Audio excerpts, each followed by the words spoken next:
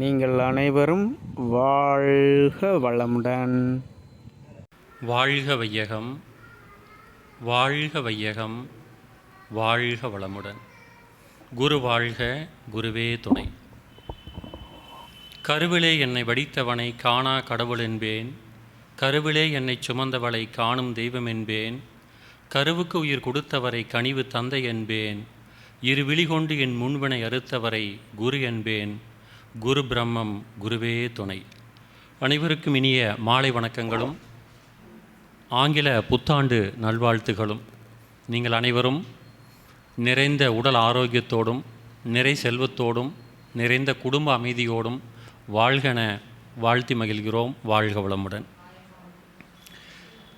இன்றைய தலைப்பு மகா உற்சவம். அந்த அடிப்படையில் உலக அமைதிக்காக யாரெல்லாம் பாடுபடுகிறார்களோ அவர்களுக்கெல்லாம் நோபல் பரிசு வழங்கப்படும். அது உலகம் முழுவதுமே உள்ள நியதி. பார்த்திங்கன்னா அந்த நோபல் பரிசு வேதாத்திரி மகரிஷிக்கும் வழங்கப்பட்டது. ஆனால் இவர் நிராகரிச்சிட்டார். எனக்கு வாங்குவதற்கு விருப்பம் இல்லை அப்படின்னு சொல்லிட்டார். பார்த்திங்கன்னா அந்த அப்பேற்பட்ட உலக அமைதி தின விழாவை இன்றும் அறிவித்திருக்கோயில்கள் நம்ம ஒரு விழாவாக எடுத்து அதை கொண்டாடிட்டு இருக்கிறோம். அப்படின்னா நமக்கெல்லாம் ஒரு நோபல் பரிசு பெற்ற ஒரு மகிழ்ச்சி, சந்தோஷம். வேறு எதுவுமே இல்லை. பார்த்தீங்கன்னா அதை பற்றி குறிப்புகளை நீங்கள் அவருடைய வாழ்க்கை வரலாறு படித்து தெரிஞ்சுக்கங்க. அதை இந்த இடத்துல நம்ம சொல்ல முடியாது, ஏன் வேண்டானார் அப்படிங்கிற பற்றி தெரிஞ்சுக்கலாம். ஓகே, அந்த அடிப்படையில் இது ஒரு மிகப்பெரிய சிறப்பான மாதம் வேறு, மார்கழி மாதம். அப்போ 30 நாட்களுமே நம்ம கோயிலுக்கு போகக்கூடியது, பக்தி நிறைந்தது, ஒரு நல்லதை கேட்கக்கூடிய நாட்கள், ஒரு உடல் ஆரோக்கியத்துக்காகவும் ஒரு இறை வழிபாட்டுக்காக நம்மை முழுமையாக செதுக்கிக் கொள்ளக்கூடிய மாதம்.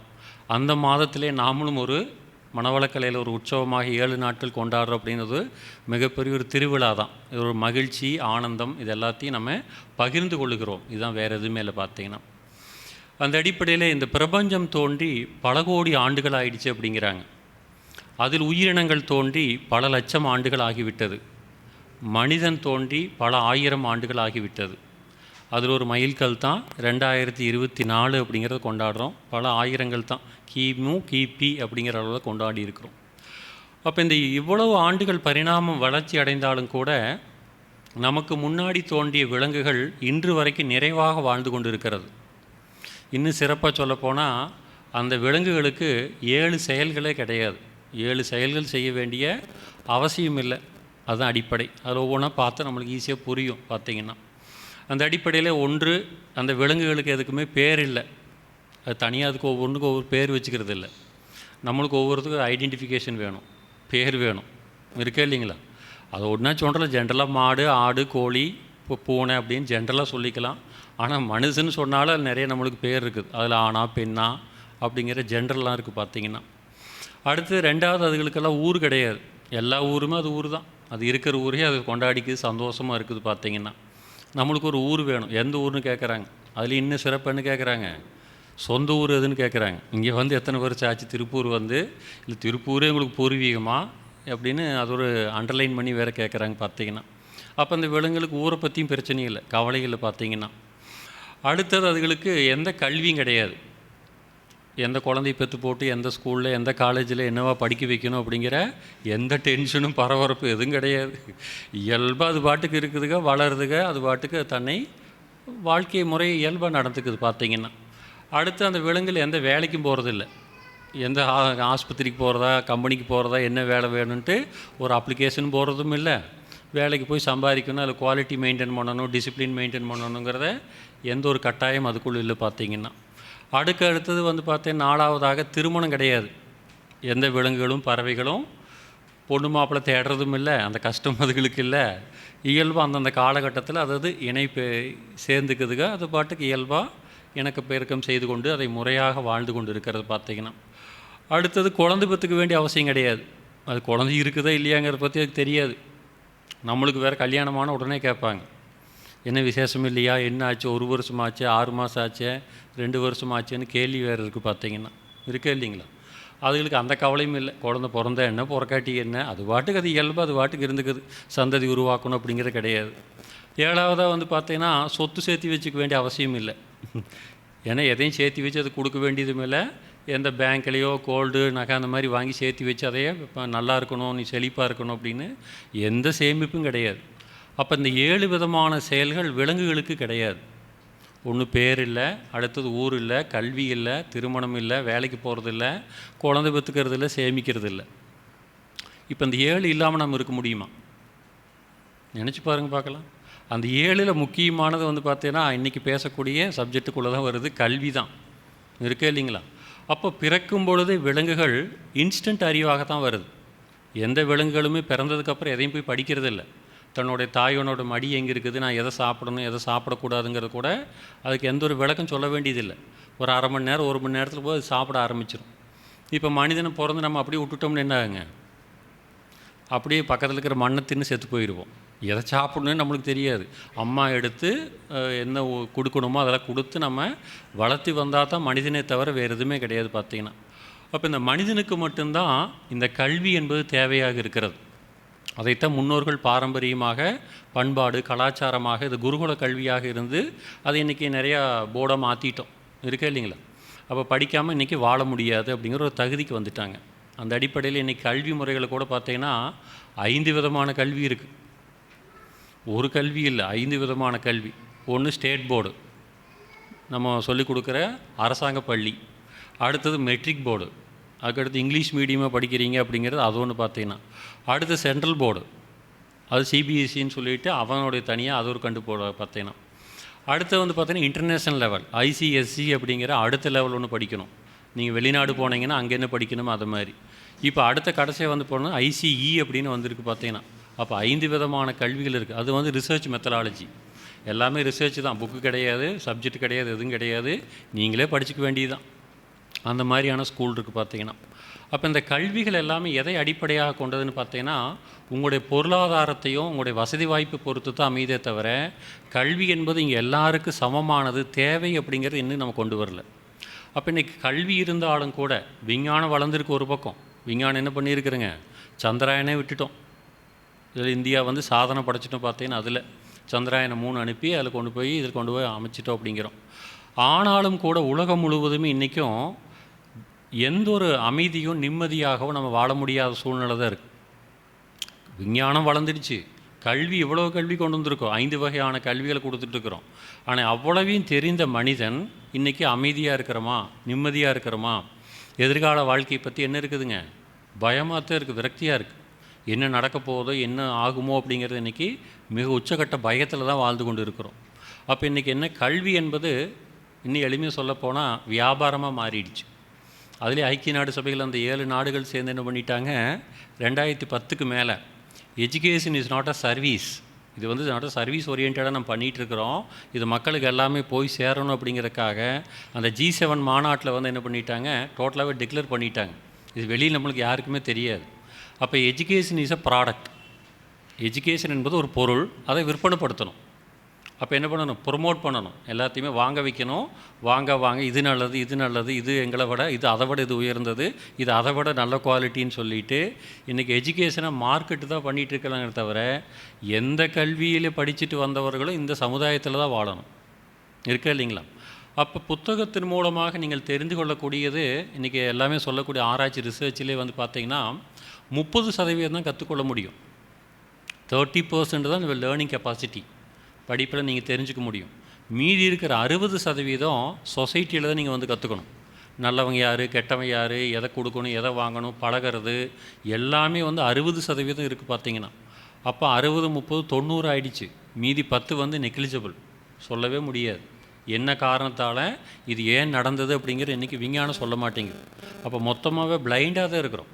கல்விகள் நம்ம எல்லாம் தெரிஞ்சிருந்தாலும் கூட முழுமையான நம்மளுக்கு நிறைவான வாழ்க்கையை இன்றைக்கி இந்த அரசாங்கமோ பள்ளிக்கூடமோ கல்லூரிகளோ பல்கலைக்கழகங்களோ நம்மளுக்கு கொடுக்க மாட்டேங்குது. இருக்கே இல்லைங்களா? அப்போ இன்றைக்கி படித்தவங்க மட்டும்தான் வாழ்ந்துட்டுருக்குறாங்கன்னு சொல்லாமா? இல்லை படித்தவங்களாம் நல்லா இருக்காங்க சார், மகிழ்ச்சியாக இருக்கிறாங்க அப்படின்னு சொல்லாமா? படிக்காதவங்களாம் வாழலையா? பொறி விற்கிறவங்க, பூக்காரங்க, கார்பரேஷனில் வேலை செய்கிறவங்களாம் வாழலையா? அவங்களும் சாப்பிட்றாங்க, அவங்களும் தூங்குறாங்க, குழந்தை குட்டி பெற்றுருக்குறாங்க, அவங்களும் அதை வளர்த்துனாங்க, கல்யாணம் முடிச்சு கொடுத்துருக்குறாங்க.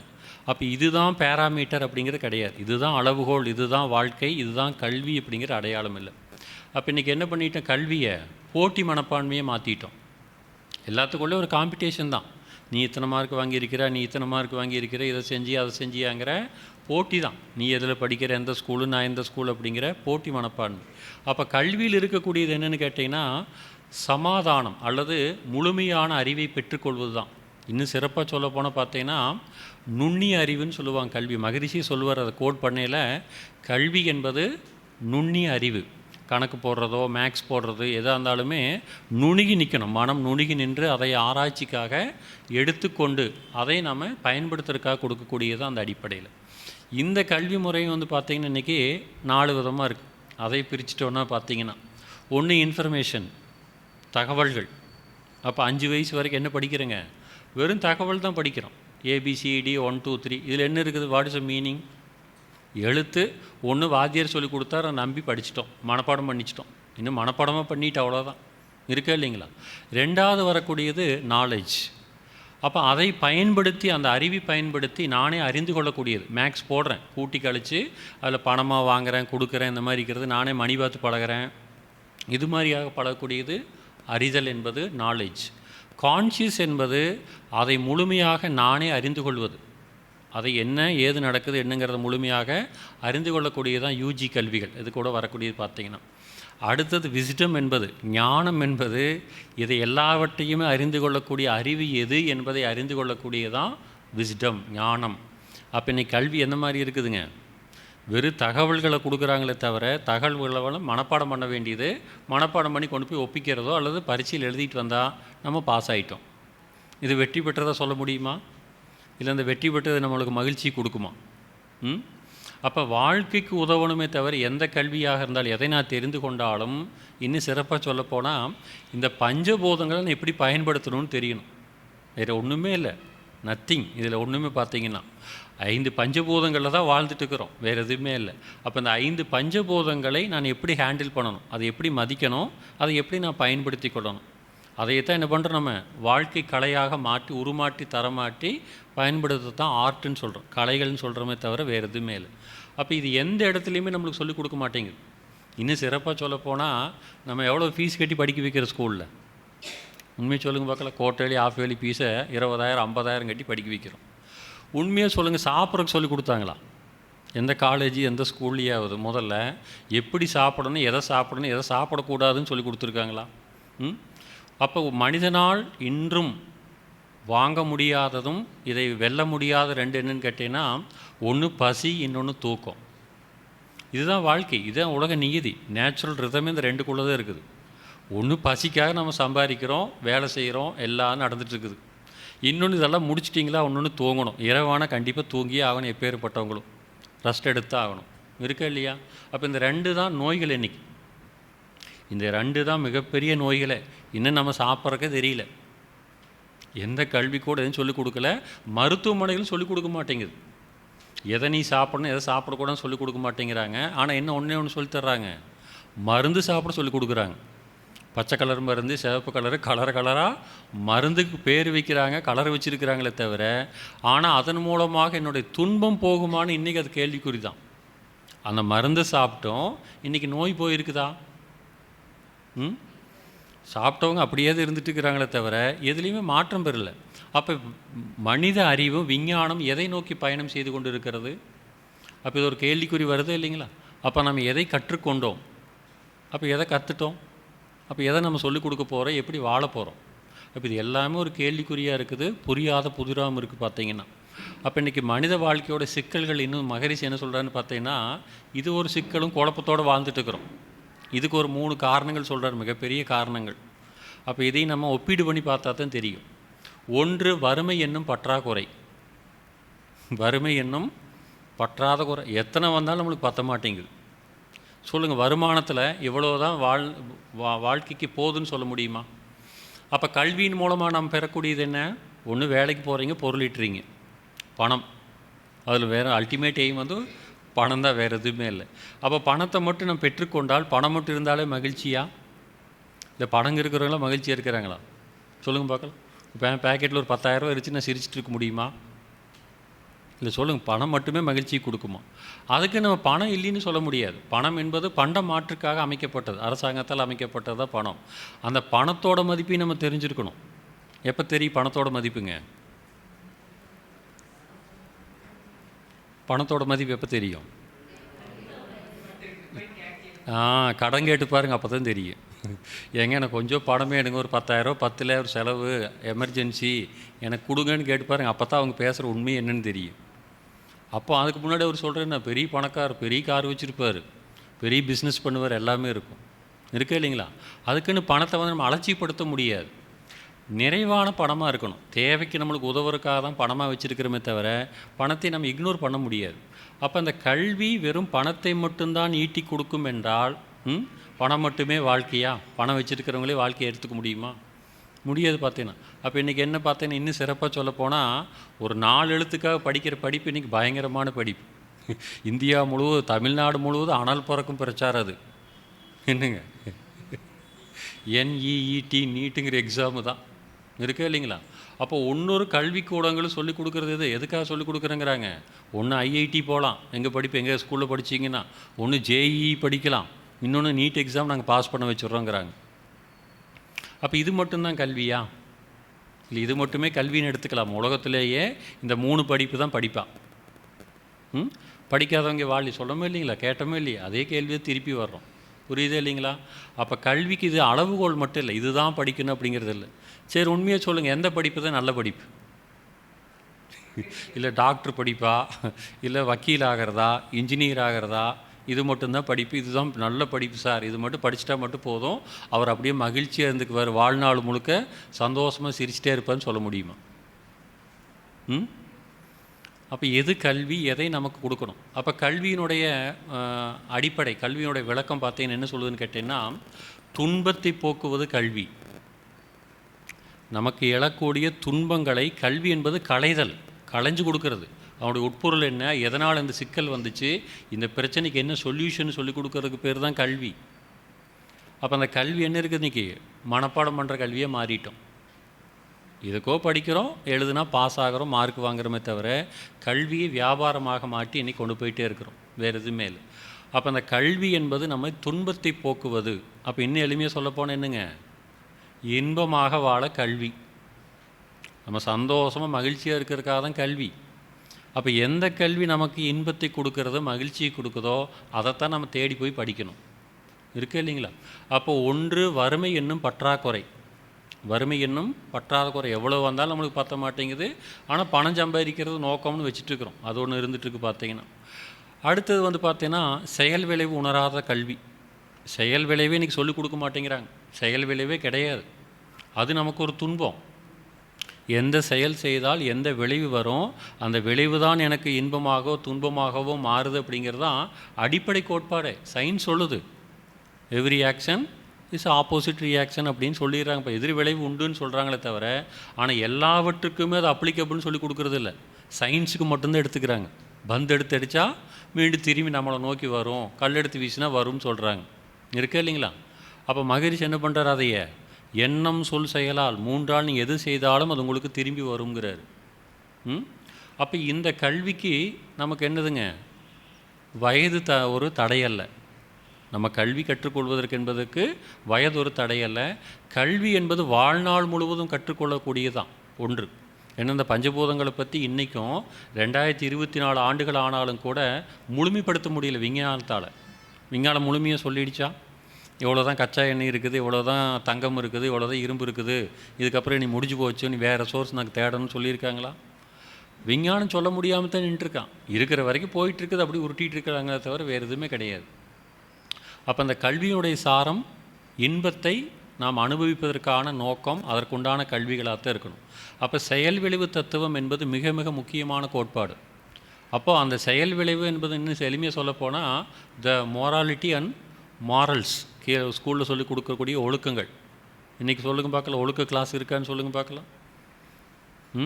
நான் படிக்கலாம் இருந்துச்சு, ஏதோ வந்து சொல்லுவாங்க, வாத்தியார்களே நிறைய கதை சொல்லுவாங்க, திட்டுவாங்க, இந்த மாதிரிலாம் இருக்குது பார்த்தீங்கன்னா, பேசுகிறதெல்லாம் இருக்குது.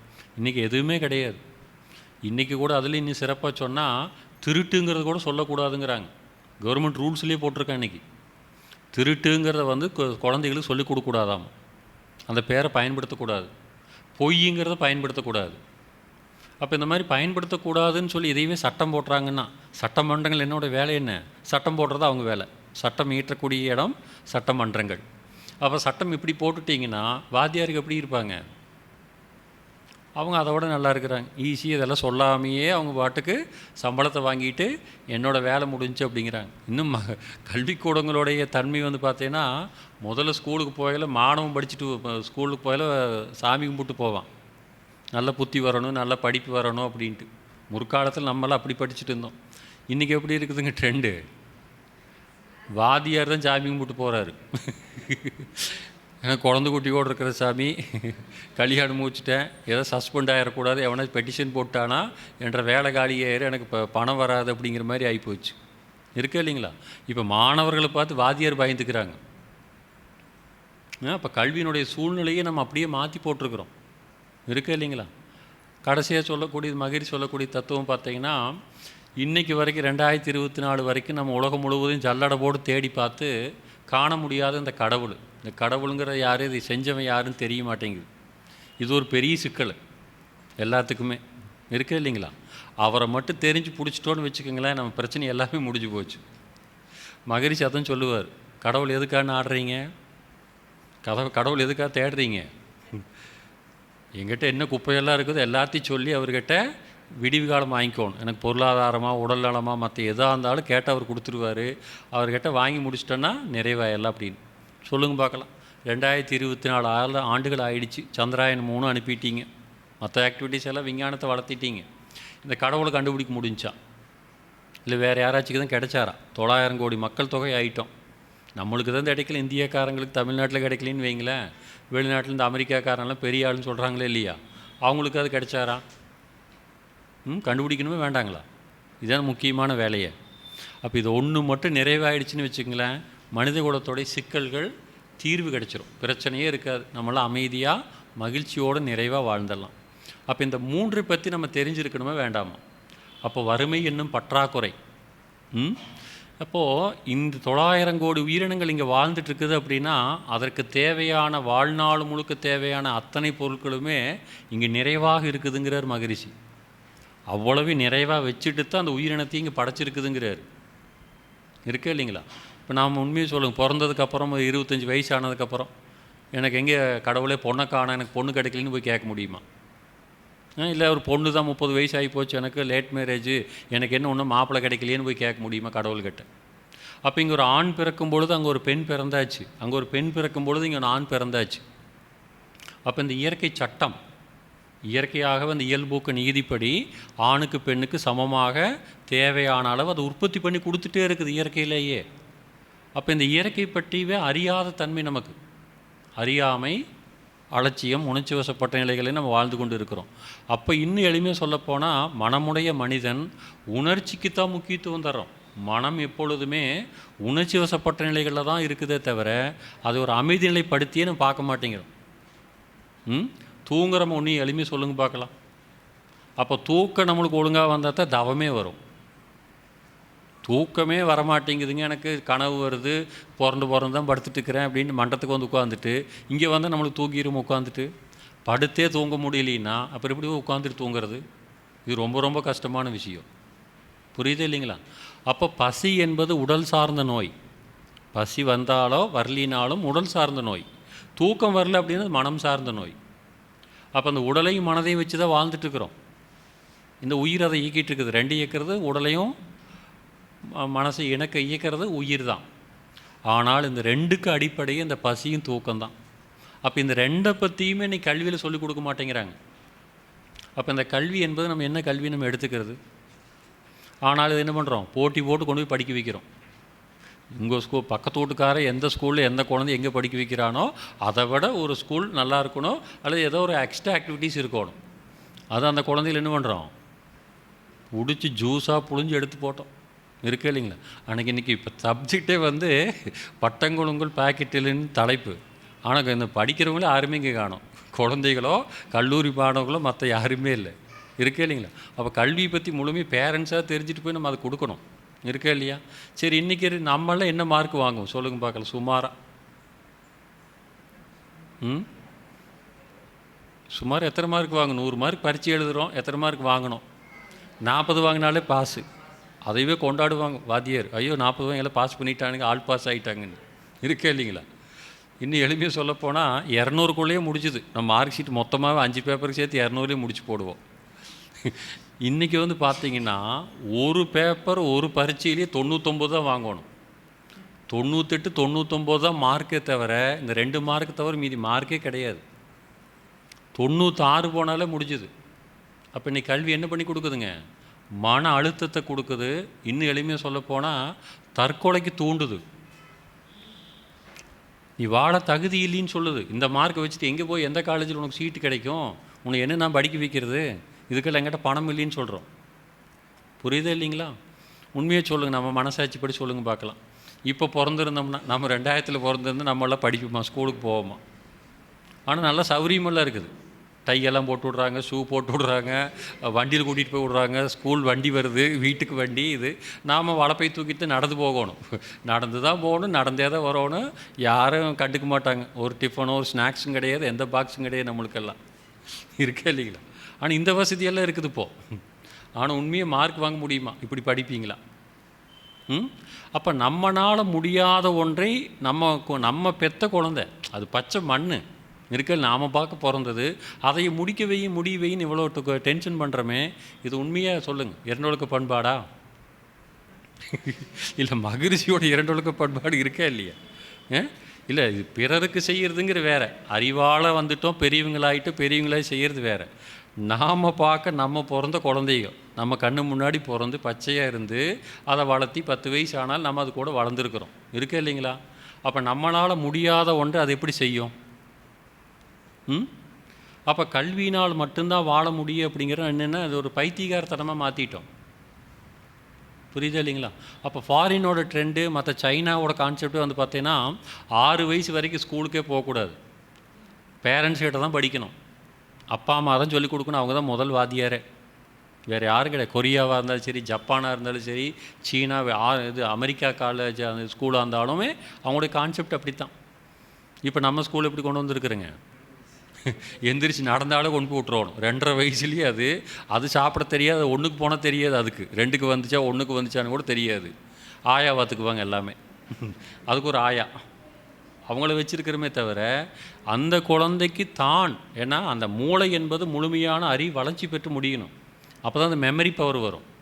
அப்போ அந்த இடத்துலையே நீங்கள் என்ன பண்ணுறோம், மூளையிலேயே கருக்கிட்டோம் அப்படின்னா அதனுடைய தன்மை எப்படி இருக்கும்? வித்ஸ்டாண்டிங் கெப்பாசிட்டி இருக்காது. ஒரு பிரச்சனையை நாளைக்கு சால்வ் பண்ண மாட்டாங்க, குழந்தைய வந்து எதிர்நோக்க தெரியாது. இப்போ இன்றைக்கெல்லாம் என்னென்னு பார்த்தீங்கன்னா ரொம்ப பயம் குழந்தைகளுக்கு. ஒருத்தர் கூட போய் பேச தெரிய மாட்டேங்குது, பழக தெரிய மாட்டேங்குது, வெளியில் போனால் தனியாக போக மாட்டேங்குதுகோ, அவ்வளவு இதாகிட்டோம். எல்லாம் கூட்டிகிட்டு போய் விட்டு பழக்கியிருக்கிறோம். இருக்கா இல்லைங்களா? அப்போ இந்த கல்வி முறை என்பது தேவை. கல்வி இல்லாமல் வாழ முடியாதுங்கிற அதில் எந்த கான்செப்ட் கிடையாது. எந்த கல்வி எனக்கு தேவை, எதை படித்தால் நான் வாழ முடியும், எது எனக்கு மகிழ்ச்சி கொடுக்கும், இன்பத்தை கொடுக்கும், நிம்மதியாக இருக்கலாம் அப்படிங்கிறத முக்கியமே தவிர வேறு எது கிடையாது. அப்போ இங்கே பிறந்தவர்கள் எல்லாமே இறக்கத்தான் போகிறோம், அதில் எந்த ஒரு மாட்டு கருத்துமே கிடையாது. அதை நோக்கி பயணம்தான். இங்கே எத்தனை நாள் நம்ம இங்கே இருந்துட்டு போகிறோம் சொல்லுங்க பார்க்கலாம். சரி, இப்போ 2024 34 யார் இருப்போம்? இல்லை 2050 யார் இருப்போம்? எதாவது கேரண்டி இருக்குதா? சொல்லுங்க பார்க்கலாம். அப்போ அதுவே இல்லாத உலகத்தில் இந்த படிப்புக்கு இதுக்கு மட்டும் ஏன் இவ்வளோ இன்வெஸ்ட்மெண்ட் பண்ணுறோம்? அவங்களுக்கு இன்ஸ்டண்ட்டான அறிவு இருக்குது, அது உண்மையை மாற்றி கொடுத்துக்கும். இன்னும் மகரி சொல்லக்கூடிய கருமைய தூய்மை, கருமைய சப்ஜெக்ட் கொண்டு வரல பார்த்தீங்கன்னா, மகரி சொல்லக்கூடியதில் இங்கே ஒரு குழந்தை பிறக்க வேண்டும் என்றாலும் கூட இயற்கை நீதிப்படி தான் குழந்தை பிறக்கும். அது ஆணாகவோ பெண்ணாகவோ, அது இன்ஜினியர் ஆகிறத, டாக்டர் ஆகிறத கூட அது இயற்கை சட்டம்தான். இயற்கையே அதை தன்னை பரிணாமித்து கொள்வதை தவிர வேறு எதுவுமே இல்லை. உண்மையாக சொல்லுங்கள், எல்லாருமே பிறந்த குழந்தை எல்லாமே டாக்டர் ஆகிட முடியுமா? இல்லை எல்லாமே இன்ஜினியராக, எல்லோரும் வக்கீலாம். அப்போ அதுக்கு தகுந்த மாதிரியான கருவமைப்பு, கருமையங்களை உருவாக்கிட்டே தான் இருக்குது. யாருக்கு அந்த தகுதி, வசதி, வாய்ப்பு என்ன இருக்குதோ அவங்க ஆட்டோமேட்டிக்காக ஆயிடுவாங்க. அது இயற்கை சட்டம். இயற்கையாக அது தேவையான உற்பத்தி பண்ணிக்குது. எப்படி ஆணுக்கு பெண் உற்பத்தி பண்ணுதோ அதே மாதிரி கொண்டு வந்துக்கும். யாருக்கு யார் தேவை, இன்ஜினியர் வேணுமா, வக்கீல் வேணுமா, டாக்டர் வேணுமா, இல்லை உழைப்பாளி வேணுமா, விவசாயி வேணுமா, எல்லாத்தையும் அது கொண்டு வந்துகிட்டே தான் இருக்கும், மாடிஃபை பண்ணிகிட்டே தான் இருக்கும். அப்போ என்ன, நம்மளுக்கு இன்னும் இயற்கை பற்றிய முழுமையான அறிவே நம்மக்கிட்ட கிடையாது. இயற்கை பற்றிய முழுமையான அறிவு இல்லை. இன்னும் சிறப்பாக சொன்னால், நம்ம எல்லாமே ஒரு சொகுசு கப்பலில் பயணம் பண்ணிகிட்டு இருக்கிறோம். இந்த உலகம் என்பது மிகப்பெரிய சொகுசு கப்பல். இது எல்லாமே இலவசம். உண்மையே சொல்லுங்கள், இது எங்கள் எல்லாமே இலவசம். நாம் என்ன பண்ணி வச்சுட்டுக்கிறோம்? எல்லாமே காசாக பண்ணி வச்சிட்டீங்க. அதை இயேசுபிரான் சொல்லுவார், இலவசமாக பெற்றீர்கள் இலவசமாக தாருங்கள் அப்படின்னு. இங்கே வாங்கினது இந்த மண், தண்ணி, காற்று, தங்கம், வெள்ளி, வைரூடியம் எல்லாமே இலவசமாக இல்லை காசு கொடுத்து வாங்கிட்டு வந்தீங்களா அரைச்சிங்க? யார் வாங்கிட்டு வந்தா? அமெரிக்காக்காரர் வாங்கிட்டு வந்தாங்களோ? இல்லை யார்? மோடி வாங்கினாரா? ஸ்டாலின் வாங்கினாரா? இலவசம். எல்லாமே இந்த உயிரினங்கள் வாழ்வதற்காக இந்த இயற்கையை அதை வடிவமைச்சு வச்சுருக்குது. இங்கே யாராருக்கு எவ்வளவு தேவை, இரும்பாக இருந்தாலும் தங்கமாக இருந்தாலும் எல்லாத்தையும் வச்சுருக்குது. நாம் என்ன பண்ணிட்டு இன்றைக்கி எல்லாமே அரசியலாக்கி இன்னைக்கு ஒரு மாடிஃபை பண்ணி இதுதான் வாழ்க்கை, இப்படியே தான் இருக்கணும், குழந்தைய பெற்றுக்கணும், குழந்தைய வளர்த்தணும், அதை கொண்டு போய் ஒரு காலேஜில் சேர்த்து அதுக்கு ஒரு வேலை வாங்கி கொடுத்து அதை கல்யாணம் மூச்சு கொடுத்துட்டா அப்பாடா நிம்மதியாக உட்காந்துக்கலாங்கிறோம். இதை செய்யறதுக்கு இங்கே வந்தோம். புரியுதே இல்லைங்களா? இதை விலங்குகள் இதை விட அருமையாக செஞ்சுட்ருக்குதுகோ. விலங்குகள் இதை விட சூப்பராக செய்துக்குதுகோ. எந்த இதுவும் கிடையாது. அது பறவைகள் பார்த்திங்கன்னா அந்த முட்டை வச்சு குஞ்சு பொரிக்கிற வரைக்கும் அது இருக்கும். குஞ்சு பொரித்து ரக்கம் முளைக்கிற வரைக்கும் தான் அந்த உணவு ஊட்டிகிட்டு இருக்கும். ரக்கம் முளைச்சி அதை கூட்டுவிட்டு பறந்துடுச்சுன்னா எனக்கு உனக்கு எந்த சம்மந்தமும் இல்லைன்றோம். அப்படியே துறவு வாழ்க்கை, டிட்டாச்மெண்ட் ஆகிக்குது. இல்லை அதை பார்த்தா நான் வாழ கற்றுக்கணுமே வேண்டாம். அப்போ நம்ம ஆள்லாம் ஆன்மீகத்துக்குள்ளே வந்துட்டீங்க. இல்லறம், அடுத்தது பிரம்மச்சரியம் முடித்து இல்லறம் முடித்து சன்னியாசம், இப்படி துறவரம் போக போகிறோம். சரி, இன்றைக்கி 24 சொற்பொழிவு கேட்டுட்டு யார் யார் துறவரம் போக போகிறோம்? சரி, பறவைகளாட்ட எனக்கும் குடும்பத்துக்கும் எந்த சம்மந்தமும் இல்லைங்க, எங்கேயோ கொடுக்குற வாங்க சாப்பாடு சாப்பிட்டுட்டு நான் ஏதோ ஆன்மீகத்தையோ நல்லதை பரப்பிட்டு இப்படியே இருந்துக்கிறேன்னு சொல்ல முடியுமா? எவ்வளோ பேர் அந்த ரெசல்யூஷன் எடுக்க முடியும் சொல்லுங்கள்? சங்கல்பம் எடுத்துக்கிறோமே இல்லையா? இன்றைக்கி என்ன வச்சுட்டுருக்குறோம்? பற்று பாசத்தோடையே வாழ்ந்துட்டுருக்குறோம். இன்னும் எளிமையாக சொல்ல போனால் ஏன் நம்ம சாகாமல் இருக்கிறோன்னு கேட்டிங்கன்னா ஆசையினால தான் சாகாமல் இருக்கிறோம். இன்னும் வாழணுங்கிற ஆசை இருந்துட்டு இருக்குது கொஞ்சம் கொஞ்சம். இன்னும் அந்த ஊருக்கு போயிட்டு வரணும், இன்னும் கொஞ்சம் எதாவது தெரிஞ்சுக்கணும், ஏதோ ஒரு வழியில் ஏதோ ஒரு ஆசை இருக்குது. அந்த ஆசையில் தான் உயிர் இருக்குது, ஒட்டிகிட்டு இருக்குது இதில். அப்போ அந்த ஆசை பற்று வந்தாலே என்ன துன்பந்தான். ஆசையும் பற்றும் ரெண்டும் உங்கள்கிட்ட சேர்ந்துச்சுனால அது கண்டிப்பாக என்ன பண்ணும்? துன்பத்தை வரவழைச்சிரும். அப்போ நேச்சுரல் என்ன இருக்குது? பறவைகளாகவே வாழ்ந்து கொண்டு இருக்கிறது. இன்னும் சிறப்பாக சொல்லப்போனால் அதுகளுக்கு பாருங்கள், 6 மணிக்கு மேலே எதுவும் சாப்பிடாது. அது எந்த ஸ்கூலுக்கு போய் எந்த காலேஜில் போய் படிச்சுட்டு வந்துச்சு? இருட்டு 5:30 மணி 6 மணி ஆனால் போதும் அந்தந்த கூட்டில் வந்து அடைஞ்சிட்டு நீங்கள் என்ன தானியம் போட்டாலும் சரி, எந்த விலங்குகளுக்கு கூட நீ சாப்பாடு போட்டு பாருங்கள். வக்கிப்புல், தட்டு, மக்காச்சோளம் கொண்டு போய் போடுங்க 8 மணிக்கு. அது சும்மா தான் கிடக்கு, பார்த்துட்டே இருக்கேன். போதுண்டா சாமி, நீங்கள் ஏனும் பைத்தியமாட்ட கொண்டு வந்து போட்டுக்கிறீங்க. நம்மளது அது மைண்டு வாய்ஸில் திட்டிகிட்டு இருக்கோம், நம்மளுக்கு தெரியறதில்லை. காலையில் எந்திரிச்சு தான் சாப்பிடும். 6 மணிக்கு எந்திரிச்சிட்டு காலையில் பல்லும் கூட விளக்காமல் சாப்பிடும். அப்போது அந்த விலங்குகளுடைய வாழ்க்கை முறை, பறவைகளுடைய வாழ்க்கை முறை எவ்வளோ உயர்ந்ததாக இருக்கிறது, நிறைவாக இருக்கும் பொழுது ஆறாவது அறிவு பெற்ற மனிதன் மட்டும் ஏன் இவ்வளவு துன்பத்துக்கு துயரத்துக்கு நம்ம ஆள்படணும்? புரியுதா இல்லைங்களா? அப்போ நம்மளுக்கு என்ன தேவை? என்னுடைய உடலில் ஏற்படக்கூடிய மாற்றங்களை பற்றி சொல்லிக் கொடுக்கணும். முதல்ல கல்வியில் நமக்கு தேவை என்ன? என் உடம்பில் ஏற்படக்கூடிய மாற்றங்கள், எந்தெந்த காலகட்டத்தில் எனக்கு என்ன மாற்றங்கள் வருது, என்னுடைய மனசில் என்னென்ன மாற்றங்கள் வருது, ஏன் வருது, இதுக்கு என்ன காரணங்கள், இதுதான் எனக்கு தேவையே தவிர வேறு பொருள் தேடுவது இங்கே முக்கியமே கிடையாது. பொருளை எப்படி வேணாலும் தேடலாம். ஏன்னா உழைப்புக்கு ஊதியம் யாராக இருந்தாலும் கொடுப்பாங்க. ஆனால் இன்றைக்கி உழைக்கிறதுக்கு தயாராக இருக்கிறோமா? சொல்லுங்கள் பார்க்கலாம். ஒயிட் ஜாப்புக்கு போகிறதுக்கு தான் ரெடியாக இருக்கிறோம். எல்லாருமே கம்ப்யூட்டர் வேலை, ஐடி வேலைக்கு தான் போகணுமே தவிர அது என்ன சொல்லலாம், இன்னும் எளிமையாக சொன்னாங்க, எல்லாமே டைப்பிஸ்ட் வேலை தாங்க. ஒன்று மவுஸ் ஆட்டணும், இல்லைன்னா டைப் அடிக்கிற வேலை தான். அதுவும் பெரிய வேலைங்கிறாங்க. இல்லை அங்கே என்ன உற்பத்தி பண்ணுறாங்க? என்ன தக்காளி, வெங்காயம், மிளகாய் எதாவது வருதா? அவங்க சொல்லுங்கள். டெக்னாலஜிங்க, அவங்களுக்கு தான் சம்பளம் அதிகம். இன்றைக்கி கத்திரிக்காய், மிளகாய் என்ன வேலைங்க? அதே 10 ரூபாய்க்கு தான் விற்கணும். வச்சாச்சுன்னா கம்ப்ளைண்ட் பண்ணிடுவோம். ஐயோ தக்காளி விலை ஏறி போச்சே, இது எப்படி சாப்பிட்றது, ரசம் வைக்கிறது எப்படி? புரியுது இல்லைங்களா? அப்போ நம்ம எதையுமே பொருளாகவே பார்த்து பார்த்து வாழ கற்றுட்டோமே தவிர வாழ்க்கையாக வாழ தெரிய மாட்டேங்குது. அப்போ என்னது? ஒரு ஃபோபியோ நோய் வந்துருச்சு வேறு. எதிர்காலத்தை பற்றி பயம். நாம் ஏதாச்சும் பக்கத்து வீட்டு பையன் மாதிரி நம்ம குழந்தைய வளர்த்தா முட்டு அவங்க எங்கேயாச்சும் பிச்சை எடுக்க போயிட்டு என்ன பண்ணுறது அப்படின்னு. இல்லை அப்படி யார் தான் இங்கே பிச்சை எடுத்துகிட்டு இருக்கிறாங்க சொல்லுங்கள் பார்க்கலாம். இல்லை பிச்சை எடுக்கிறதும் தப்பா? இன்றைக்கி பிச்சைக்காரன் கூட கோடீஸ்வரராக இருக்கிறாங்க. பிச்சை எடுக்கிற பார்த்துருப்பீங்களா நியூஸில் இன்றைக்கி வரக்கூடியதில் வந்து பார்த்தா அவன் வாங்குற பிச்சை எக்கச்சக்கமாக இருக்குது. லட்சக்கணக்கில் கோடிக்கணக்கில் பணம் சேர்த்து வச்சுட்டு இருக்கிறான். அப்போ இந்த பிரபஞ்சத்திலே எந்த தொழில் எந்த செயல் செய்வதும் தவறல்ல, சரிங்களா? அது நம்முடைய நோக்கம்தான் முக்கியம். எதற்காக செய்கிறேன், ஏன் செய்கிறேன், நோக்கம்தான் முக்கியமே தவிர அதில் எந்த மாட்டு கருத்துமே கிடையாது. அந்த அடிப்படையில் இந்த கல்வி என்பது மிக முக்கியமான கல்வி.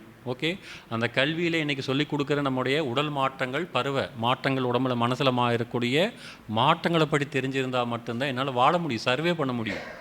இதை பற்றி தெரிஞ்சுக்க மாட்டேங்க, சாப்பிட தெரியாது, எனக்கு தூங்க தெரியாதுன்னா இதனால் என்னது? இன்றைக்கி எங்கே கூட்டம் அதிகமாக இருக்குதுங்க?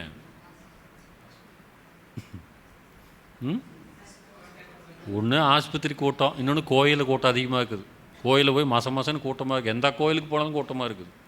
அடுத்தது பார்த்தீங்கன்னா எந்த ஹோட்டலுக்கு போனாலும் கூட்டம் தான். சாப்பிட்றதுக்கு போனால் உட்கார முடியாது, நீங்கள் பின்னாடி நின்று சாப்பிட்ற பின்னாடி நின்று பார்க்கணும். கல்யாணத்துக்கு போனாலும் கூட்டம், சாப்பிட்ற இடத்துல தான் கூட்டம்.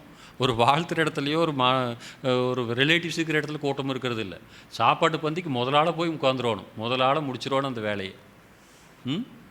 அப்போ எனக்கு உணவை பற்றி சொல்லிக் கொடுக்க மாட்டேங்குது, தூங்குறதை பற்றி சொல்லிக் கொடுக்க மாட்டேங்கிறாங்க, இருக்கா இல்லைங்களா? உடம்பில் வரக்கூடிய வளர்ச்சிதை மாற்றங்கள் என்ன எனக்கு என்னன்னு தெரிய மாட்டேங்குது. அப்போ இதை தெரியாத கல்வி நான் எதை படித்து என்ன பண்ண போகிறேன்? இப்போ இன்றைக்கி என்ன எல்லா மாணவர்களுக்கு உண்டான மனநோய் இதே ஏற்பட்டுடுச்சு. பார்த்தீங்கன்னா சைக்கோசோமேட்டிக் டிசீஸாக இருக்கிறாங்க. பார்த்தீங்கன்னா இனம் புரியாத நோய்கள் கண்டுபிடிக்க முடிய மாட்டேங்குது. பார்த்தீங்கன்னா அப்போ இன்றைக்கி தண்ணி குடிக்க கூட தெரியறதில்ல. தண்ணி குடிக்காமல் என்ன பண்ணுது? டாய்லெட்டு போகாமட்டு 10 வயசில் இப்போ கிட்னி ப்ராப்ளம் வர ஆரம்பிச்சிட்ருக்குது. ஒன்று அதிகமாக மாத்திரை சாப்பிட்டா வரும், இன்னொன்று தண்ணி குடிக்காமல் இருந்தால் வரும், இன்னொன்று தண்ணி குடிச்சிட்டு யூரின் போகாமல் இருந்தாலும் வரும். அப்போ இது என்னென்ன ரீசன் கண்டுபிடிக்க முடிய மாட்டேங்குது. அப்போ நம்ம என்ன பண்ணணும்? இதுதான் வாழ்க்கை. அப்போ என்னது மருத்துவம் என்ன ஆயிடுச்சுங்க? காசு பண்ணுறது தான் வேலை. வாங்க கிட்னி போயிடுச்சு, டயாலிசிஸ் பண்ணிக்கலாம், 3 நாளைக்கு ஒருக்கா 3000 ரூபா 5000 ரூபா, இதுதான் வேலை. இல்லை அதை குணப்படுத்தக்கூடிய தன்மைக்கு நம்ம போயிருக்கிறோமா? அதை என்ன பண்ணிகிட்ருக்கிறோம்? பொருளீட்டுவது தான் நோக்கமாக மாறிடுச்சே தவிர வேறு எதுவுமே கிடையாது. மனசாட்சிப்படி நம்ம யாருமே நடந்துக்க மாட்டேங்கிறோம். அந்த அடிப்படையில் நம்மளுக்கு பட்டங்கள் என்பது முதல்ல நமக்கு சொல்லிக் கொடுக்கக்கூடியது உடற்பயிற்சி. உடல் நலத்திற்கான உடல் நலம் என்பது வாழ்நாள் முழுக்க ஒவ்வொருவருக்கு தேவையான ஒன்று. அப்போ உடல் நலத்திற்கான முழுமையான கல்வியை சொல்லிக் கொடுப்பது நம்முடைய வேதாத்திரியம் மட்டும்தான். அடுத்தது மனதுக்கான கல்வி. தியானம் என்றால் என்ன, அந்த உயிரோட இயக்கம் என்ன, இயக்கத்தை நம்ம எப்படி உணரணும் அப்படிங்கிற அடுத்த நிலை வந்து பார்த்திங்கன்னா அடுத்ததாக வரக்கூடியது தான் உயிருடைய தன்மை, உயிருடைய நிலை. இந்த உயிரை பற்றி எனக்கு விஞ்ஞானமே பேச மாட்டேங்குது, இருக்கா இல்லைங்களா? எதையுமே சொல்ல மாட்டேங்கிறாங்க. அப்போ அந்த உயிருங்கிறத கூட எடுத்துருங்க, தனியாக எடுத்துட்டாலும் கூட வித்தினுடைய பெருமை என்ன, மதிப்பெண்ண, அதை எப்படி நாம் பயன்படுத்தணும், அடுத்த சந்ததி எப்படி உருவாகணும், கருமையம் என்பது என்ன, இதை பற்றி எதையுமே சொல்ல மாட்டேங்குது. விஞ்ஞானம் சொல்லக்கூடாத கல்வியை வேதாத்திரியம் தான் எடுத்து காட்டி கொடுத்துட்டே இருக்குது. பார்த்தீங்கன்னா இருக்கா இல்லைங்களா? அதுக்கு அடுத்ததாக வரக்கூடியது குடும்ப அமைதி. குடும்பத்துக்குள்ளே நான் எப்படி இருக்கணும், கணவன் மனைவி என்பவர்கள் யார், அவருடைய பொறுப்பு கடமை என்ன, எப்படி நடந்துக்கணும், அதில் குழந்தை பேர் என்பது என்ன, அதில் இறப்பு என்பது எப்படி நடக்குது, நோய்கள் வருவதற்கு காரணம் என்ன, எவ்வளோ விஞ்ஞானம், எத்தனை வேணும் சொல்லுங்கள் சப்ஜெக்ட் இதில் சொல்லப்போனால். அப்போ பிறப்பிலிருந்து இறப்பு வரைக்கும் வாழக்கூடிய வாழ்க்கை முறையில் அத்தனை நம்முடைய நடக்கக்கூடிய சம்பவங்களையும் எடுத்துக்காட்டி முறைப்படுத்தி விளக்கக்கூடிய ஒரே கல்வி என்பது வேதாத்திரியம் மட்டும்தான், வேறு எதுவுமே இல்லை. அப்போ முதல்ல நம்ம அடிப்படை பயிற்சிக்குள்ளே வர்றீங்க. அப்போ தவம் கற்றுட்டாலே நம்மளுக்கு ஒரு பட்டம் கொடுத்துட்றாங்க, தவச்செல்வர்னு. உண்மையே சொல்லுங்கள், தவம் செஞ்சோமா, ஆனால் பட்டத்தை வாங்கிட்டோம். மகரிஷி பாருங்கள், இதில் வேறு ஒன்று வயசு இல்லைங்க. இந்த படிக்கிற கல்விக்கு வயசு முக்கியம் இல்லை, இன்னொன்று இங்கே தேர்வு கிடையாது, பரீட்சையும் இல்லை. அப்போ இந்த மாதிரி ஸ்கூல் தானே வேணும். ஒன்று நான் எப்போ வேணாலும் ஸ்கூலுக்கு வருவேன், எந்த டைமுக்கு வேணாலும் வருவீங்க. அட்டெண்டன்ஸும் பிடித்த பார்த்தீங்கன்னா ஒன்று எத்தனை பேர் வேணும் அட்மிஷன் போட்டுக்கோங்க, வர்றது எத்தனை பேர் வேணும் மாற்றி வருவாங்க, இருக்கா இல்லைங்க? அதை கண்டுக்கிறது கிடையாது, பரீட்சைங்கிறதும் கிடையாது. யாருக்காக படிக்கிறீங்க? நமக்காக படிக்கிற கல்வி. அப்போ எப்படி வருவோம்? ஆர்வத்தோடு வந்து படிக்க வேண்டியதாக இருக்குது. அதே எளிமையாக சொல்லுவோம். பார்த்தீங்கன்னா பள்ளிக்கூடத்தில் எப்படி கடைசி 4:30 மணிக்கு பெல் அடித்த குழந்தைங்க வெளியே ஓடுதுகளோ, கேட்டை பிச்சுட்டு ஓடுவாங்க பார்த்தீங்கன்னா, வீட்டுக்கு ஓடுறது. ஆனால் வரையில் எப்படி வரணுங்க, அடித்து தரப்புறந்து இழுத்துட்டு அழுதுட்டு கொண்டு வந்து உள்ள விட்டுட்டு போகிறோம். ஆனால் இதே வேதாத்திரி கல்விக்கு நம்ம எப்படி வர்றோம்? ஐயோ கிளாஸ் போயிருமோ, ஏதாச்சும் சப்ஜெக்ட் முடிஞ்சு போச்சு, நம்மளுக்கு மீண்டும் திருப்பி சொல்ல மாட்டாங்களேங்கிற அடிப்படையில் நாமளாக ஓடி ஓடியாடுறோம். அப்போ மாணவர்களுக்கு ஆர்வத்தை உண்டாக்கணும். எனக்காக நான் தெரிஞ்சுக்க வேண்டிய இன்ஃபர்மேஷன், எனக்காக கொடுக்கக்கூடிய அறிவு பொக்கிஷங்கள் ஒவ்வொன்றுமே ஞானம் நிறைந்தது, அறிவை கொடுக்கக்கூடியது, மெய் அறிவை கொடுக்கறது. அப்போ இந்த மாதிரி இருக்கணுமே தவிர கல்வி, நாம் அந்த கல்வி எப்படி வச்சுட்டு இருக்கிறோம், அடித்தா வீட்டுக்கு ஓடுறது எப்படான்னு ஓடுறாங்க, கேட்டை கூட பிச்சு எடுத்துகிட்டு போயிடுறாங்க.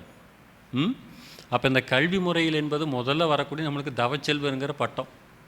உண்மையாக சொல்லுங்கள், ஸ்கூலுக்கும் போகல, காலேஜுக்கும் போகல, இங்கே 40 வயசுக்கு மேலே தான் உள்ளே வர்றோம். 40-50 வந்தாலும் கூட நமக்கு ஒரு மரியாதை கொடுத்துட்றாங்க, கொடுத்து எவ்வளோ பெரிய பட்டத்தை கொடுக்குறாங்க, தவச்செல்வருங்கிறது இருக்கே இல்லைங்களா. அடுத்து பாருங்கள், துரியாதீத தவம் வாங்கிட்டீங்கன்னு வச்சுக்கோங்களேன், அருட்செல்வங்கிற பட்டம். அருளுக்கே நீங்கள் சொந்தக்காரர் ஆகிட்டீங்க, அவ்வளோதான். அருளை காட்டியாச்சு, ஒரு தாட்டி காட்டியாச்சு, அவ்வளோதான். நீங்கள் எப்போ நினச்சாலும் அது வரும், அது உங்களை விட்டு பிரியாது. இருக்கா இல்லைங்களா. சமாதி நிலை என்கிற முழுமை. துரியாதீதத்துக்கு மேலே என்னங்க விளக்கம் இருக்குது சொல்லுங்கள் பார்க்கலாம். ஆதியிலிருந்து அந்தம் வரைக்கும் எல்லாத்தையும் முடிச்சாச்சு. இறைநிலையோடு எண்ணத்தை கலக்க விட்டு ஏற்படும் ஒரு அமைதியிலே விழிப்பாய் நிற்க, நிறைநிலையே தானாக உணர்வதாகும். நித்த நித்தம் உடல் உயிரில் இயங்கு மட்டும் இந்நிலையில் பழகிக்கொள்ள உலக இன்பங்களிலே அளவு கிட்டும். கரைந்து போம் தன்முனைப்பு காணும் தெய்வங்கிறத கவியும் விளக்கம் சொல்லி நம்மளுக்கு அந்த துரியாதீதத்தை கொடுத்தாச்சுனால இதுக்கு மேலே ஒரு கல்வி நம்ம படிக்க வேண்டிய என்ன அவசியம் இருக்குது சொல்லுங்கள் பார்க்கலாம். ஆதியிலிருந்து அந்தம் வரைக்கும் நம்மளுக்கு முடிச்சாச்சு. இது கூட மகரிஷி என்னங்கிறார் பார்த்தேன்னா, இதே அடிப்படை கல்வி தான் வச்சுருக்கிறார். இது அடிப்படை கல்வி, இது ஒரு பட்டம் கிடையாது, யூஜி தான். அடுத்து நம்ம போகக்கூடிய பிரம்மஞான பயிற்சி தான் பிரம்ம ஞானிங்கிற நிலைக்கே கொண்டு போயிட்டாங்க. ஞான நிலை கொடுக்குறாங்க, நினச்சி பாருங்கள். அப்போ படித்தவர்கள் யாருமே ஞானி ஆனதில்லை, படிக்காதவங்க ஞானியாக இருக்கிறாங்க, இருக்கா இல்லைங்களா. அப்போ அறிவையே அறிந்து கொள்ளக்கூடிய அறிவு எது என்பதை உணர்த்தக்கூடிய அளவுக்கு வல்லமை பெற்ற ஒரு நிலை. அப்போ என்னதுங்க, அது அனுபவபூர்வமாக உணர்த்தக்கூடிய நிலை, அது பிரம்மஞானம் என்பது. அப்போ மகரிஷி இருக்கும்பொழுது எப்படி எடுப்பாருங்க, தானே அதுவாக இருந்து அந்த பிரம்ம நிலை விளக்க கவி பாடித்து அதை நடத்துவார் பார்த்தீங்கன்னா. இருக்க இல்லைங்களா. இறைநிலையே சூழ்ந்தழுத்தும் ஆற்றல் தன்னிருக்க சூழ்ந்தழுத்தும் ஆற்றல், அந்த விளக்கம் கொடுத்து முடிக்கையில் இதுக்கு மேலே வேறு என்ன இருக்குது. அப்போ இன்றே வெட்டேன் வீடு பேரு என்கிற ஒரு நிலைக்கு கொண்டு வர நம்மளை மன நிறைவு வருது பார்த்தீங்கன்னா அடிப்படையாக. அப்போ அதுதான் நம்மளுக்கு அடுத்தது கொடுக்கக்கூடிய மினிமம் சர்டிஃபிகேட் பிரம்மஞானி என்கிறது. இப்போ மகரிஷிக்கு அப்புறம் என்ன ஆயிடுச்சதுங்க, பிரம்மஞானி பயிற்சியில் கலந்து கொண்டார் அப்படிங்கிற சர்டிஃபிகேட்டாக கொடுக்குறாங்க. பிரம்மஞானம் உணர்ந்தாருங்கிறது கிடையாது. அப்போ பிரம்மஞானம் தெரிந்தாலே நம்மளுக்கு வாழ தகுதி. அப்போ நீங்கள் இருக்கிற பஞ்சபூதங்களும் உயிரினங்களுக்கு கொண்ட தொடர்பு என்ன, அதனை எப்படி பயன்படுத்தணும், எப்படி வாழணும் அப்படிங்கிற முறைப்படுத்துவது நம்முடைய பிரம்மஞான கல்வி. அடுத்ததாக நீ தெரிந்து கொண்டதை நீ பிறருக்கும் உணர்த்தணும், பிறருக்கும் அதை கொடுக்க வேண்டும் என்கிற அளவில் கொண்டு போய் சேர்த்தக்கூடியதான் மிக உயர்ந்த பட்டம் எதுன்னு கேட்டீங்கன்னா அருள்நிதி பட்டம்தான். இன்றைக்கும் போற்றக்கூடியது, எல்லாரும் அதை யாரும் மறுக்க மாட்டாங்க. அது போதும்னு சொல்லுவாங்க, அது மட்டும் எனக்கு இருந்தால் போதும், அருள்நிதி அப்படிங்கிற கொடுத்தது போதும். அப்போ மகரிஷி காலத்தில் வாங்கினாலும் ஒன்று தான், இப்போ வாங்கினாலும் அதே அருள்நிதி தான், வேறு எதுவுமே இல்லை. அப்போ அருள்நிதி இடத்துக்கு வரையில் என்னாச்சுங்க, குருஸ்தானத்துக்கு உயர்த்திட்டார், நம்மளை கொண்டு வந்துட்டார். தீட்சை கொடுக்குறதோ நம்மளை உடற்பயிற்சி சொல்லி கொடுக்குறதோ எல்லா இடத்துக்கும் கொண்டு வந்தாச்சு பார்த்தீங்கன்னா. அடுத்த நிலை இதிலிருந்து நம்ம தேர்ச்சி பெறும்பொழுது, முதிர்ச்சி அடையும் பொழுது, நம்ம அனுபவ அறிவால் முழுமை பெறும்பொழுது தான் துணை பேராசிரியர்கள் மற்றும் அதிலிருந்து காலம் போக போக அதை பேராசிரியராக மாற்றி கொடுக்குறாங்களே தவிர வேறு எதுவுமே இல்லை. அப்போ நம்முடைய வாழ்க்கையிலே நிறைவுக்கும் மன அமைதிக்கும் என்றைக்கும் நமக்காக கொடுக்கக்கூடிய வாழ்க்கை, வெற்றி பெறக்கூடிய வாழ்க்கை, நிம்மதியாக இருக்கக்கூடிய ஒரே பட்டம் என்பது வேதாத்திரிய பட்டங்கள் மட்டுமே என்பது தான் ஆணித்தரமான உண்மை. அது சிந்தனையாக நாம் பெற்றிருக்கிறோம். இது ஒரு சொற்பொழிவல்ல. அப்போ மனவளக்கலை என்பது தெரிந்தது பேசுவதல்ல, தேவையானதை மட்டுமே பேசுவது தான் மனவளக்கலை, மேடைகள், மன்றங்களை தவிர வேறு எதுவுமே இல்லை. அப்போ இன்றைக்கி நம்ம வாழ்க்கைக்கு எது தேவை, எந்த கல்வி தேவை, எதை பயன்படுத்தி கொள்ள வேண்டும், எது நமக்கு நிம்மதி அமைதியும் கொடுக்கக்கூடியதாகவும் நிறைவு முழுமை பெற, இந்த மனித வாழ்க்கையோடைய நிறைவு என்னென்னு கேட்டீங்கன்னா முழுமை பெறணும். எதுக்காக நான் பிறந்து வந்தனோ அதை முழுமையை தெரிஞ்சுக்கணும் அப்படிங்கிறது அடையாளம். அது தெரிந்து கொள்ளக்கூடிய கல்வி என்பது வேதாத்திரிய கல்வி மட்டும்தான், வேறு எதுவுமே இல்லை. அப்போ எதிர்கால சிக்கல்களுக்கு இந்த உலகம் உள்ள வரையும் இந்த எதிர்கால சிக்கல்களுக்கு தீர்வு கொடுக்கக்கூடிய ஒரே கல்வி நிறுவனமாக இருக்கக்கூடியது நம்முடைய வேதாத்திரிய கல்வி தான். அந்த வேதாத்திரிய அந்த குடையின் கீழே நாம் இருக்கிறோம் அப்படின்னா நமக்கெல்லாம் மிகப்பெரிய ஒரு பெருமை இருக்கிறது. ஓகேவா. இதை பேருக்கு பின்னாடி போட்டுக்கிற கல்வி அல்ல, பேருக்கு பின்னாடி போடுற கல்வி அல்ல. அவன் நம்ம படிக்கிற படிப்பெல்லாம் இங்கே வருங்க, பின்னாடி தான் போடணும். எம்ஏ படித்தார், எம்ஃபில் படித்தார் அப்படின்னு போட்டுக்குவாங்க. டாக்டரேட் மட்டும் முடித்தா தான் டாக்டர்னு முன்னாடி வரும். அது கூட பிஹெச்டின்னு பின்னாடி போடுவாங்க, இருக்கு இல்லைங்களா? ஆனால் வேதாத்தியத்தில் கொடுக்குற கல்வியெல்லாம் எங்கே போடணுங்க? பேருக்கு முன்னாடி தான் போடணும். தவச்செல்வர் தான் சொல்லிக்கணும், அருட்செல்வர் தான் சொல்லிக்கணும், அருள்நிதின்னு சொல்லி தான் சொல்லணுமே தவிர பிரம்மஞானின்னு சொல்லிக்கணும், துணை பேராசின்னு சொல்லிக்கணும், பேராசிரியன்னு சொல்லிக்கணுமே தவிர மற்ற கல்வியெல்லாம் பின்னாடி வரும். இந்த கல்வி மட்டுமே நமக்கு வழிநடத்தி செல்லக்கூடியதாக முன்னாடி இருக்கிற ஹெட்லைட் மாதிரியே தான் இருக்குது நம்மளுக்கு, இருக்கா இல்லைங்களா? இதுதான் நம்முடைய இருளை போக்கி வெளிச்சத்தை காட்டக்கூடிய ஒளி தீபமாக இருக்கிற கல்வி. ஓகேவா? அப்போ இந்த சிந்தனை விருந்தில் நீங்கள் கேட்டது அனைத்தையுமே ஓகே, நீங்கள் ஜல்லடையாக இருப்பீர்களா அல்லது முரமாக இருப்பீர்களா என்று சிந்தித்து நீங்கள் தான் முடிவெடுக்க வேண்டும். இது ரெண்டுக்கு என்ன வித்தியாசங்க?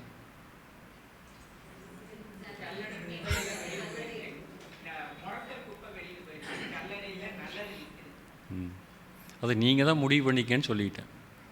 நான் பேசிய பேச்சுக்களும் சிந்தனைகளும் எல்லாமே முரமாக இருக்க வேண்டும் என்று கூறிக்கொள்கிறேனே தவிர ஜல்லடை என்பது நல்லது பூரா கீழே விட்டுரும், வெளியே விட்டுரும். கழுவாடு புழு பூச்சி மண் குப்பை தான் மேலே நிற்கும், இருக்கே இல்லைங்களா? முரம் என்பது நல்லதெல்லாம் உள்ளே இருக்கும், கெட்ட தூசி குப்பையெல்லாம் வெளியில் போயிடும். ஓகேவா? நீங்கள் இவ்வளோ நேரம் செவிமடுத்தது அனைவருமே முரமாக இருப்பீர்கள் என்று நம்பி இந்த வாய்ப்பளித்த நிர்வாகத்தினர்களுக்கும் உங்கள் அனைவருக்கும் நன்றி கூறி நிறைவு செய்கிறேன். இதில் சொன்னது உங்களுக்கு ஏதேனும் ஐயம் தெளில் சந்தேகம் இருந்தால் நீங்கள் கேட்கலாம், அதை நம்ம நிறைவு பண்ணிக்கலாம். வாழ்க வளமுடன். கேள்வி பதில் நிகழ்வு யாருக்குமே கொடுக்காத ஒரு வாய்ப்பு உங்களுக்கு கொடுத்துருக்குது. கசகசம் கேட்கக்கூடாது.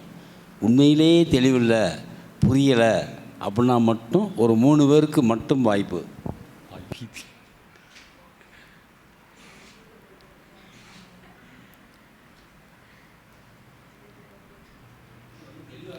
வேதாத்திரியத்தில் கேள்வி கேட்குற அளவுக்கு இல்லை. அதை மகிழ்ச்சின்னு சொல்லுவாருங்க, கேள்விகளை தவறில்லை, பதில் வேடம் தெரியாமல் இருக்குன்னு சொல்லுவார், இருக்கே இல்லைங்களா? அதனால் இன்றைக்கி கேள்விகளே இல்லாமல் அளவுக்கு நம்ம உள்வாங்கிட்டோம் அப்படின்னு நான் நினைக்கிறேன். வேறு எது மேல் ஓகேவா? அந்த அடிப்படை நம்மளுடைய குழந்தைகளை மகிழ்ச்சியாக இருப்பதற்குத்தான் வளர்த்துகிறோம். அவர்களை மகிழ்ச்சியாக இருப்பது தான் முதல் குறிக்கோள், முதல் நோக்கமாக இருக்கணுமே தவிர அவர்களை துன்பப்படுத்துவது நம்முடைய நோக்கம் அல்ல. ஓகே? அவங்களுக்கு ஒரு சுதந்திரம் இருக்குது, ஃப்ரீடம். நம்ம ஒரு கைடாக இருக்கலாம், வழிகாட்டியாக இருக்கலாம். இதை செய்யணும்ப்பா, இது செய்யக்கூடாது, இந்த படிப்பு என்ன, இந்த படிப்பு என்னங்கிற பற்றி நம்மளுக்கே தெரியல. இன்னும் எளிமையாக சொல்லப்போனால் நம்ம ஏன் ஸ்கூலுக்கு அனுப்புகிறோம்? சொல்லுங்கள் பார்க்கலாம். எல்லாம் அப்படி இல்லை, நம்மளால் சொல்லிக் கொடுக்க முடியாதுங்கிறங்காட்டி எனக்கு தகுதி இல்லைன்னு சொல்லி போட்டு வாத்தியார்கிட்ட கொண்டு போய் ஒப்படைச்சிட்டு வந்துடுறோம். இந்த நீ சொல்லிக் கொடுத்துக்கோ, இந்த குழந்தைக்கெல்லாம் என்னால் சொல்லிக் கொடுக்க முடியாது, புரிய வைக்க முடியாது, எனக்கு அந்த அறிவு இல்லைன்னு. புரியுதே இல்லைங்களா?